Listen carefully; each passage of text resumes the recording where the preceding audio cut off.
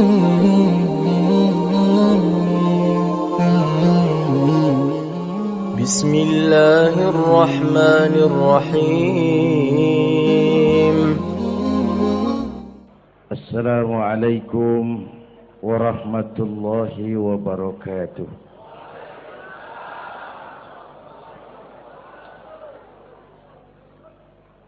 Alhamdulillahilladzi asra bi'abdihi laylan minal masjidil haram ilal masjidil aqsa. Wassalatu wassalamu ala Sayyidina Muhammadin wa ala alihi wa ashabihi ahli sidqi wa tuqa, amma ba'du. Para ulama, para habaib yang saya muliakan, wabil khusus Fadilatul Mukarram Sahibul Bait Kiai Haji Uji Turtusi, yang terhormat Bapak Wali Kota Tangerang, Bapak Haji Wahidin Halim, hadirin hadirat ma'asyiral muslimin yang saya cintai.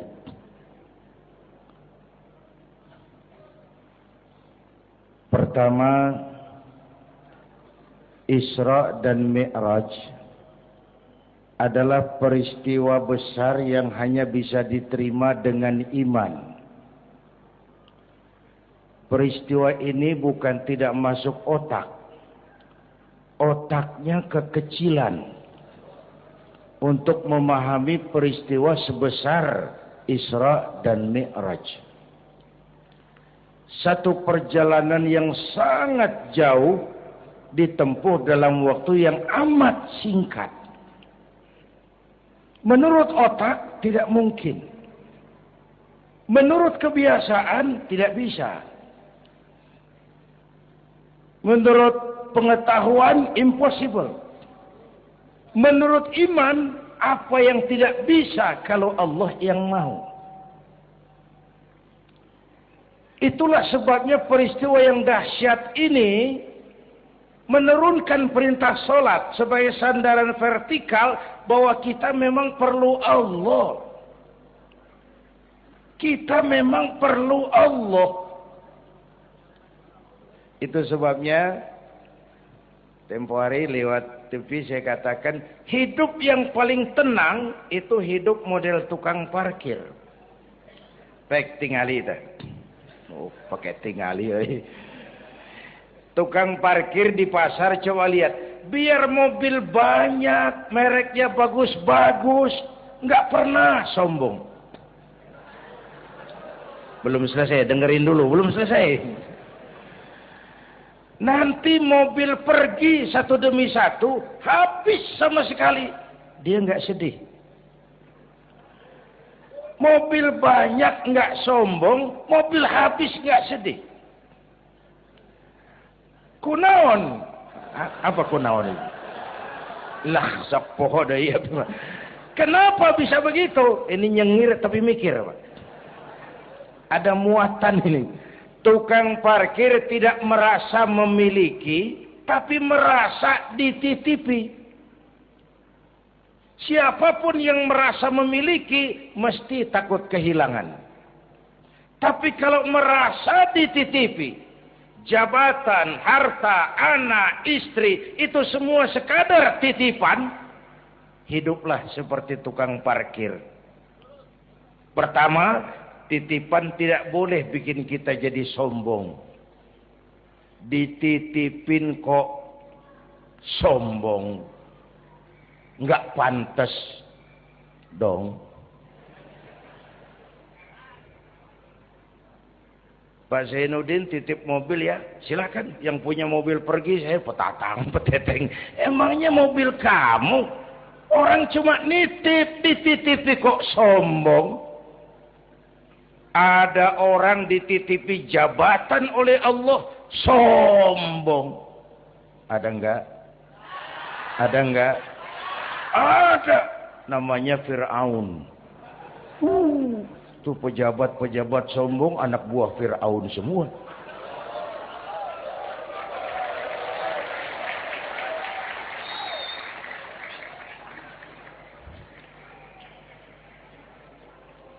Ada orang dititipi harta oleh Allah jadi orang kaya, sombong. Mentang-mentang kaya sama tetangga nggak mau kenal. Mentang-mentang kaya orang lain kecil semua. Mentang-mentang kaya jalan nggak nginjak tanah. Kuntilanak. Dititipin kok sombong, nggak pantas dong. Satu. Yang kedua, titipan harus dijaga baik-baik. Kalau tidak dijaga bisa rusak. Kalau rusak yang nitip marah. Yang nitip marah. Pak, saya mau ngaji, titip sepeda motor. Silakan. Selesai pengajian sepeda motor diambil, kaca spionnya pecah. Knalpot hilang. Bemper penyok. Marah nggak? Saya kan nitip, kenapa nggak dijaga? Apa bedanya? Allah nitip anak 3 orang di rumah kita. Nggak dijaga. Yang satu mabuk, yang satu judi, yang satu ngerampok. Yang nitip marah. Allah nitip harta kepada kita. Jadi orang kaya. Supaya bantu pesantren, bangun rumah sakit, bantu yatim, tolong yang lemah, bela yang perlu. Pelitnya 17 setan. Yang nitip marah. Sudah nggak pakai dong. Sekarang yang makro. Allah titip Indonesia. Hai rakyat, ini Indonesia. Aku titip, kata Allah. Ini titipan mahal karena ditebus dengan keringat, air mata, darah, dan nyawa. Aku titip Indonesia. Ini negara besar. Buminya subur. Di bawah perut buminya ada gas, minyak, batu bara. Kekayaan negeri ini dikuasai oleh negara. Tapi harus digunakan bagi sebesar-besar kemakmuran rakyat. Itu amanat. Disalahgunakan, dikorupsi. Yang nitip. Ini kan musim din-din ini lagi nggak enak bulan-bulan ini nih. Nazarudin, Syarifudin, yang ceramah Zainuddin lagi ini.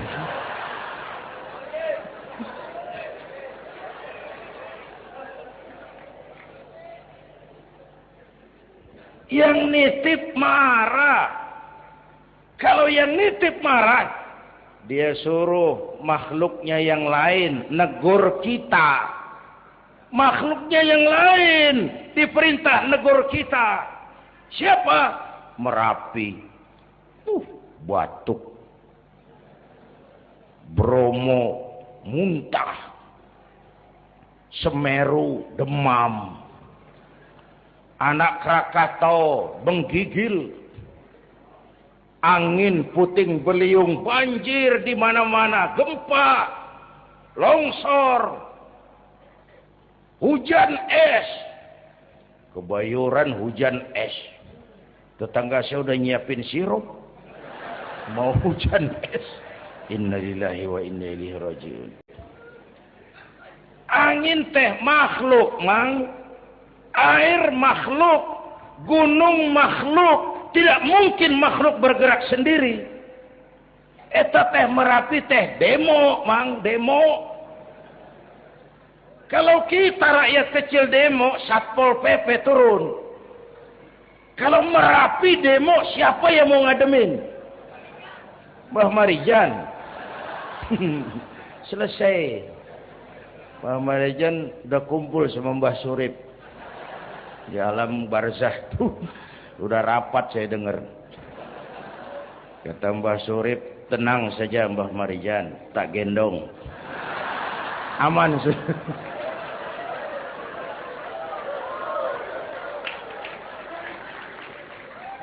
Apa artinya ini?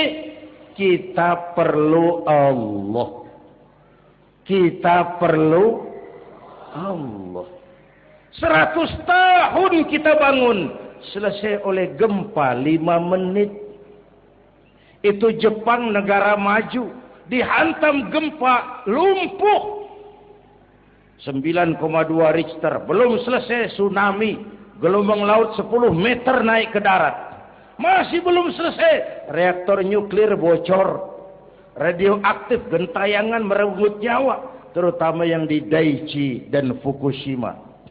Fukushima tahu kan? Itu dari Cikupa ke kanan. Ya, dekat-dekat situlah.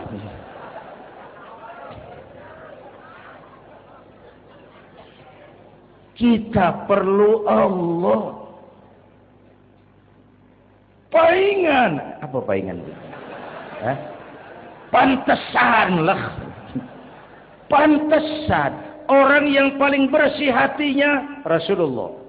Orang yang paling baik akhlaknya Rasulullah. Orang yang sudah dapat jaminan ampun atas segala dosa Rasulullah. Tapi baginda Rasul kalau sholat malam bengkak kakinya karena rajin sujud.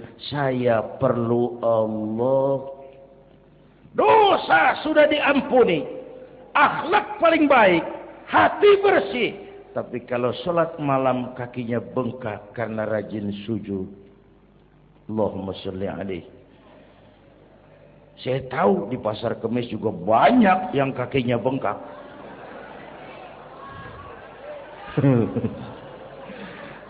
Kita perlu Allah. Itulah sebabnya dengan Isra Mi'raj turun perintah sholat agar kita punya senderan. Saya senderan ke tiang, tiangnya roboh, saya jatuh. Saya senderan ke tembok, temboknya ambruk, saya jatuh. Saya senderan sama orang kaya, dia jatuh miskin, saya selesai. Saya senderan sama jenderal, dia pensiun, saya selesai. Tapi kalau saya senderan kepada Allah, Allah tidak akan pernah miskin, tidak akan pernah berkurang kekuasaannya, tidak akan pernah lumpuh dan seterusnya. Karena itu memperingati Isra Mi'raj, ayo dengan semangat memantapkan keimanan. Ini zaman entertain, orang pada pinter bikin bungkusan. Hati-hati sekarang banyak minyak babi cap unta. Sekarang ini kiai sama dukun tipis bedanya. Tuh kalau muncul di TV kadang-kadang kita bingung, kiai apa dukun sih? Pemburu hantu pakai sorban. Ntar kiai gue suruh pakai helm. Atribut aja udah kacau sekarang. Ini zaman entertain, orang pandai bikin bungkusan. Maka kembali kepada ajaran agama, kita harus disiplin. Semua konsep agama muaranya disiplin. Syahadat, apa? Disiplin akidah. Saya bersaksi tidak Tuhan selain Allah. Kalau begitu, saya tidak akan menyembah kecuali hanya kepada Allah. Saya tidak akan menyekutukannya dengan sesuatu pun. Lalu, saya bersaksi Nabi Muhammad utusan Allah. Kemudian, Nabi terakhir. Lalu tidak ada nabi sesudah beliau. Harga mati, titik. Disiplin. Berapa kali kita sudah dibohongi nabi pandemi palsu. Mulai dari Ahmad Musodik ya, pelatih badminton jadi nabi. Innalillahi wa inna ilaihi raji'un. Dapat wahyu di Bogor.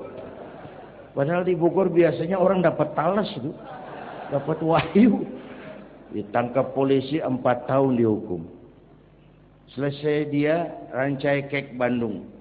Namanya Zayuti, tukang cukur. Ngaku dapat wahyu jadi nabi lagi. Dan anehnya ada aja yang ikut. Selesai lalu pindah ke Jakarta, Lia Edan. Ngaku Jibril. Ditangkap di polisi, dihukum 2 tahun. 3 bulan lalu sudah bebas. Ditangkap, paling hebat polisi kita itu. Bukan cuma teroris, Jibril. Di mana di dunia ada polisi nangkap Jibril kalau bukan?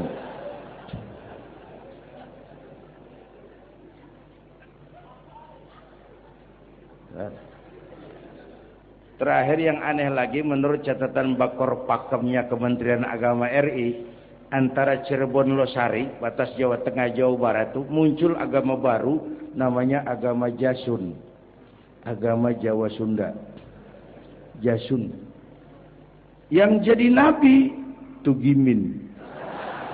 Tugimin. Saya bilang ini jangan jadi nabi, jadi kiai juga kurang angker kok ini. Al-Mukarram Bapak Kiai Tugimin. Enggak ngangkat loh itu. Yang gak enak selawatnya. Kalau kita kan nikmat tuh tadi. Ya Habibi ya Muhammad. Asyik rasanya itu. Coba ganti sama yang tadi. Enggak serem Pak. Ya Habibi ya Tugimin. Enggak enak tuh. Enggak enak. Saudara-saudara, di Isra Mi'raj ada potret. Ketika di Masjidil Aqsa, malaikat Jibril datang menemui baginda Nabi. Bawa 2 gelas minuman, arak, susu. Ya Muhammad, pilih, ambil, minum. Mantap, tidak ragu-ragu. Nabi mengambil gelas yang isinya air susu. Dengan bismillah beliau minum. Selesai minum kata malaikat Jibril, "Shaddaqta ya Muhammad, laqad asabtal haq." Kau benar Muhammad, pilihanmu tepat. Emangnya kenapa Jibril? Kalau arak yang kamu pilih, kamu ambil, kamu minum, habis umatmu jadi pemabuk semua. Ini potret Pak. Itu yang tiap hari kita hadapi, yaitu arak, susu, benar, salah, hak, batil, ma'ruf, munkar, halal, haram. Hati-hati, jangan salah pilih, karena ini zaman entertain. Banyak minyak babi cap onta. Kalau minyak onta cap babi itu masih halal. Ini minyak babi cap onta, kita terpedaya melihat merek onta. Iya. Mereknya onta, gambarnya onta, isinya minyak babi. Berapa bulan yang lalu ada penyanyi pencipta lagu mati, namanya Ari Bowo. Masih ingat lagunya? Bercerita tentang madu di tangan kananmu, racun di tangan kirimu. Kalau itu situasinya, memilih tidak sulit. Kenapa? Alamat jelas, madu di kanan, racun di kiri. Masa ambil yang di kiri? Goblok amat. Si amat saja tidak goblok. Sekarang ini alamat dibikin samar. Madu di mana, racun di mana tidak jelas. Lebih celaka lagi sekarang, banyak racun bermerek madu. Banyak racun bermerek madu. Kita terpedaya, terpesona, terpukau, akhirnya salah pilih. Maka resepnya jangan jauh dari ulama, makmurkan majelis taklim. Ini zaman entertain, orang pandai bangun pencitraan. Tuh, satu hal pertama yang ingin saya sampaikan. Iya, saya lihat jam doang. Sampai pagi, Beb. Yang kedua, ketika perjalanan dimulai, ada suara dari sebelah kanan. Muhammad, berhenti sebentar. Jangankan berhenti, menoleh saja tidak. Kanan selamat dari kiri. Muhammad, berhenti sebentar. Menoleh pun tidak. Kanan kiri selamat dari arah depan. Ada perempuan tua, pakaiannya menyolok, lipstiknya tebal, nenek-nenek pakai blue jean. Muhammad, berhenti sebentar. Menoleh pun tidak. Sudah lewat, kata malaikat Jibril, untung kamu tidak menoleh Muhammad. Kenapa Jibril? Panggilan kananmu Yahudi. Kalau kamu menoleh, umatmu cenderung Yahudi. Panggilan kirimu Nasrani. Kalau kamu menoleh, umatmu gandrung kepada Nasrani. Itu perempuan tua dengan pakaian menyolok, itu dunia Muhammad. Dunia teh sudah tua, tapi karena dipoles, dibangun, dipoles, dibangun, dipoles, orang nggak terasa kalau dunia sudah tua. Berebut harta, berebut warisan, sama juga berebut nenek-nenek. Makan habisin. Ini perjalanan, ini pun potret. Panggilan Yahudi, panggilan Nasrani, panggilan dunia, materialisme, hedonisme, berat sekarang ini. Berapa malam lalu saya masuk Serpong. Saya sedang lihat Serpong berubah jadi kota satelit. Bangunannya bagus-bagus. Saya telisik, sekolahnya Don Bosco, Santa Maria, Santa Ursula. Gerejanya, mbahnya gereja dibangun di pojok. Serpong. Awas panggilan Nasrani. Saya masuk Bekasi, Sukmajaya. Sekolahnya Yayasan Penabur. Mulai dari TK sampai perguruan tinggi. Gerejanya besar. Awas panggilan Nasrani. Bahkan di Karawang mereka sudah bangun kuburan mahal. San Diego. Ada teman saya pengusaha bikin pesan kuburan 200 meteran itu 5 miliar. Karena tanahnya berbukit, bergunung, indah dan malaikatnya rada baik. 5 miliar.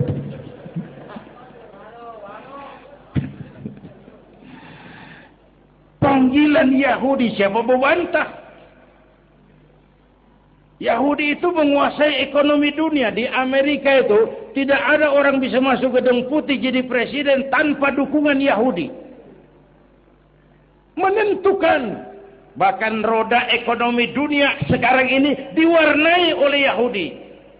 Israel itu Amerika kecil. Amerika itu Israel besar. Lalu panggilan Nasrani. Dengan segala gaya dan dana. Dan terakhir panggilan materialisme dunia. Panggilan hedonisme, panggilan materialisme. Menghadapi panggilan-panggilan ini, ayo kita umat Islam luruskan saf, rapatkan barisan, jangan jauh dari ulama, makmurkan majelis taklim. Itu yang kedua. Yang ketiga, Haram Aqsa. Ini perjalanan vertikal katanya. Aqsa Aras ini perjalanan vertikal. Haram Aqsa perjalanan horizontal. Aqsa Aras perjalanan vertikal. Hablum minan nas, hablum minallah. Isra Mi'raj mau ingatkan kita, semua kita perantau di dunia ini. Perantau harus pulang. Orang yang selesai merantau di dunia disebut telah pulang ke rahmatullah. Kenapa pulang? Perantau, nggak boleh netep. Bodoh kalau ada perantau, tahu perantau, tapi nggak pernah mikirin pulang. Dan saya mau bilang, orang pulang sebenarnya enak. Ayo contoh beberapa soal etimologis. Waktu SD dulu ada pelajaran yang kita nggak suka, gurunya galak. Pas pelajaran dia pengumuman, Bapak guru tidak masuk sekolah, anak-anak boleh pulang. Seneng nggak? Seneng nggak? Kenapa seneng? Karena boleh pulang. Orang pulang seneng. Contoh lagi. Lebaran masyarakat pulang mudik. Senang enggak? Kenapa senang? Pulang. Orang pulang senang. Sekarang selesai hidup di dunia, kita pulang kepada Allah. Senang enggak? Ragu-ragu. Mau bilang senang takut besok. Gitu. Mestinya senang pulang. Apa yang bikin pulang yang satu itu kok berat? Kelihatannya dua. Pertama, kita ini sering mencintai sesuatu berlebihan. Berakar di hati. Datang saat pulang, tidak siap menghadapi perpisahan. Ada yang bergantung di sini. Pulang jadi berat. Kalau cinta Allah sepenuhnya, cinta alam seperlunya, pulang enak. Yang kedua, bekal nggak cukup, sengsara di jalan, pulang jadi berat. Nggak punya bekal kok pulang, itu nekat. Belum sempet sholat, modar. Kok berani amat nggak punya bekal pulang. Kalau bekal cukup, pulang itu menyenangkan. Kenapa? Itu satu keharusan. Iya, kalau umat-umat terdahulu umurnya relatif panjang. Kalau kita ini mencontoh baginda Rasul, beliau wafat umur 63. 63 itu standar. Kalau mencontoh Nabi, jatah kita 63. Kalau malam ini kita sudah 50 tahun, tinggal 13. Waspada.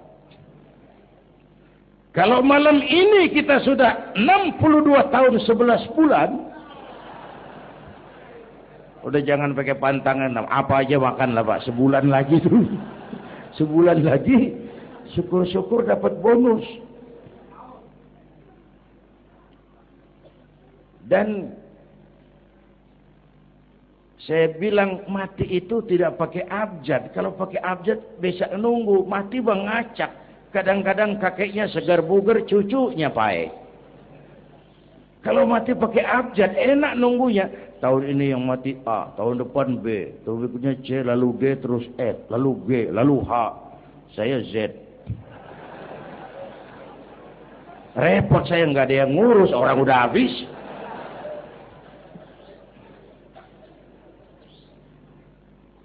Bapak Ibu hadirin, malah aneh. Jam 6 pagi sopirnya mati. Jam 10 siang, 4 jam kemudian Mbah Suripnya yang mati. Sebelum mati dia pesan sama teman saya W.S. Rendra, Mas, saya kalau mati tolong dikubur di bengkel teater Depok. Monggo, dikubur sama Rendra sih. Belum seminggu Rendra yang ngikut mati. 1 bulan sebelum Rendra lebih dahsyat lagi, Michael Jackson mati. The King of Pop, Raja Pop dunia mati. Apalagi penyanyi keroncong, lebih mati lagi. Ada hidup sesudah mati, ada akhirat sesudah dunia. Semua kita perantau, dan perantau harus pulang. Bapak Ibu hadirin yang saya hormati, oleh karena itu, dengan semangat itu, ayo kita tingkatkan ibadah kepada Allah Subhanahu. Penutup, Isra Mi'raj itu filter. Setelah terjadi peristiwa itu kelihatan, yang beriman makin mantap. Ini golongan Abu Bakar Siddiq. Yang kafir makin kurang ajar. Ini golongan Abu Jahal, Abu Lahab, Abu Sufyan, dan abu-abu lain kumpul di situ. Yang ragu-ragu kafir lagi. Ini kristalisasi. Maka dengan memperingati Isra Mi'raj ditambah dengan semangat sholat berjamaah, ayo kita jaga kesatuan, persatuan, kerukunan, dan kekompakan. Bapak Ibu hadirin yang saya hormati, saya bersyukur walaupun belum pernah hadir, tapi saya tahu tiap minggu pagi pengajian Kiai Uci ini dibanjiri oleh jamaah. Alhamdulillah. Kita doakan beliau diberikan kekuatan dan pengajian jalan terus sampai kira-kira kiamat, kurang seminggu. Jangan sampai kiamat lah, ngeri. Saudara-saudara, itu yang kita perlukan sekarang.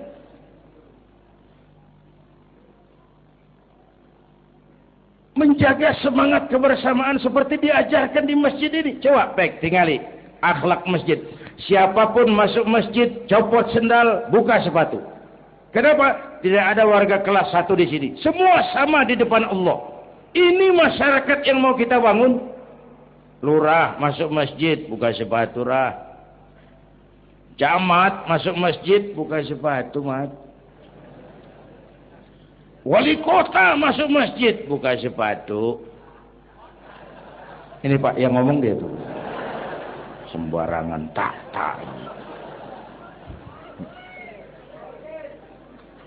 Gubernur masuk masjid, buka sepatu nur. Presiden masuk masjid, buka sepatu den. Ini masyarakat yang mau kita bangun. Kan keadilan di negeri kita ini masih mahal. Hukum masih sering seperti pisau, tajam ke bawah, tumpul ke atas. Kalau yang kecil salah, hukum cepat-cepat ditegakkan. Yang besar salah, cicing wae pura-pura tenyaho. Itu yang melukai rasa keadilan. Bapak Ibu hadirin yang saya hormati, itu yang melukai rasa keadilan. Kalau mau lapor kehilangan ayam, itu harus jual kambing. Ingin menang berperkara, jual sapi. Ngurusin ayam hilang kok jual kambing, jual sapi. Itu harga keadilan yang harus kita bayar. Karena itu ke depan belajar dari sejarah. Kita bukan cuma perlu pemimpin pinter, tapi juga benar. Malahan lebih baik benar enggak tapi pintar ketimbang pintar tapi enggak benar. Capek dibohongi pemimpin yang cuma pintar tapi enggak benar. Disuruh ngurus beras, malah nimbun beras. Disuruh ngurus laut, jadi bajak laut. Disuruh ngurus hutan, rame-rame jadi orang hutan. Gitu. Kita rindu munculnya sosok-sosok macam Umar bin Abdul Aziz. Punten nih. Itu Umar bin Abdul Aziz waktu terpilih jadi khalifah, yang pertama diucapkan inna lillahi wa inna ilaihi raji'un. Terpilih jadi presiden bukan alhamdulillah, inna lillah. Pagi dilantik, malam pesta. Pesta apa? Dangdut? Enggak. Pesta air mata. Di mana? Di mihrab dalam masjid, sujud sambil berlinang air mata. Istrinya tanya, "Bang?" "Iya sayang." "Oh, udah dengerin aja, orang improvisasi." "Iya sayang, abang kan sekarang jadi khalifah." "Kenapa nangis?"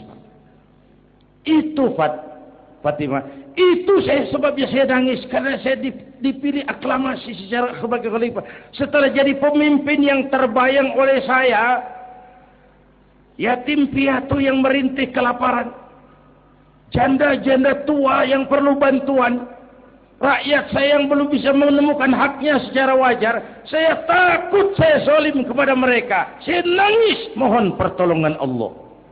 Pagi dilantik, malam pesta, tahajud.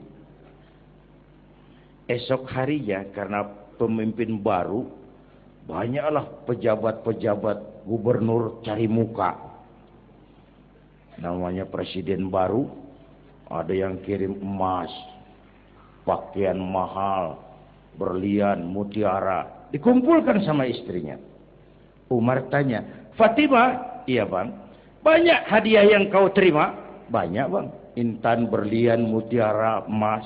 "Kau senang?" "Saya senang bang." "Oke, kalau kau senang itu hadiah intan, berlian, mutiara, kumpulkan sebanyak-banyaknya dan besok kita cerai. Tapi kalau kau sayang saya, itu hadiah intan, berlian, mutiara, jual. Uangnya masukkan baitul mal untuk ngurus rakyat kita." Apa jawab istrinya? Istrinya pun istri beriman, gak mentang-mentang istri pejabat lalu ikut-ikutan borong proyek suaminya. Kata Fatimah, "Abang?" "Iya sayang." "Apalah artinya intan berlian tanpa engkau di sisiku bang?"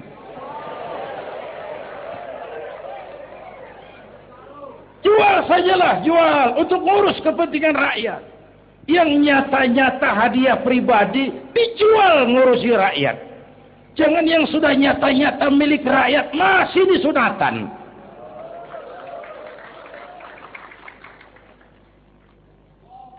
Yang antik lagi. Satu malam beliau kerja di kamar. Pakai lampu templok. Nulis. Datang seorang tamu. "Assalamualaikum ya Amirul Mukminin." "Waalaikumsalam." "Silakan duduk." "Ada apa?" "Enggak, cuma mau ngobrol." Ngobrol. "Urusan pribadi khalifah, kita kan teman lama." "Oke, baik." Beliau berdiri, lampunya dipadamkan, ditiup, mati, gelap kamar. "Ayo kita ngobrol." Tamunya heran. Ya khalifah. Iya. Kita kan mau ngobrol. Iya. Kenapa lampu dimatiin? Begini, Mas. Mau tamunya dari Jawa waktu itu. Dengerin aja kenapa sih? Gini lah Mas. Tadi waktu sampean datang tuh. Kan sampean lihat saya lagi kerja. Iya. Saya kerja tadi ngurusi rakyat. Tentu. Saya kan pakai lampu. Memang. Lampunya kan pakai minyak. Pasti. Minyaknya kan beli. Iyalah. Belinya pakai uang. Tentu. Uangnya uang rakyat. Kita mau ngobrol urusan pribadi. Nggak usah pakai minyak rakyat Mas. Ayo ngobrol sampai subuh ini. Kalau yang kecil saja orang sudah berhati-hati. Apalagi menghadapi urusan yang jauh lebih besar ke depannya. Bapak Ibu hadirin yang saya hormati. Oleh karena itu. Kita memerlukan semangat kebersamaan. Walaupun tidak harus selalu bersama-sama. Ini adalah potret terakhir. Baginda Nabi di awal-awal perjuangan didampingi 5 figur utama. Pertama, Nabi punya Sayyidina Abu Bakar Siddiq. Ini sahabat merangkap mertua. Orang tua bijaksana, tempat Nabi tukar pikiran. Kampung itu enak kalau ada yang dituain. Yang kedua, beliau punya Umar bin Khattab, Al-Futuhat Al-Islamiyah. Imam tapi jenderal, jenderal tapi imam. Gagah, berani untuk Islam. Selesai? Belum. Yang ketiga, Nabi punya Utsman bin Affan. Pengusaha tapi santri, penyandang dana. Umat akan maju kalau banyak punya Utsman. Yang keempat, Nabi punya Ali bin Abi Thalib. Tokoh muda, tapi intelek. Yang kelima, beliau punya Khadijah binti Khuwailid. 5 figur utama, bahu-membahu, membantu perjuangan Nabi. Begitulah kita berjuang. Mesti punya segala hal. Mesti punya senjata yang namanya golok, gergaji, pisau, silet. Harus punya. Kapan makainya? Lihat lawannya. Yang kamu hadapi apa? Kumis Pak. Silet turun. Yang kamu hadapi apa? Akar kayu nangka Pak. Kampak maju. Ini kita sering emosi nggak para rugu. Yang dihadapin kumis, kampak yang maju. Urusan nggak selesai, bibir bongkar Pak. Anak-anak muda nggak cukup dibakar emosinya. Berani harus, nekat jangan. Berkorban siap, konyol nanti dulu. Mati syahid, ayo. Mati sangit, jangan. Berani sama nekat tipis loh bedanya. Berani harus, nekat jangan. Berkorban siap, konyol nanti dulu. Bapak Ibu hadirin yang saya hormati, dengan semangat kebersamaan, saya yakin kita bisa berbuat lebih banyak. Inilah barangkali sekelumit ikut tasyakur saya. Mudah-mudahan ada manfaatnya buat kita semua. Lebih kurang mohon maaf. Usikum wa iyaya bitaqwallah. Aqulu qawli hadza. Wassalamualaikum warahmatullahi wabarakatuh.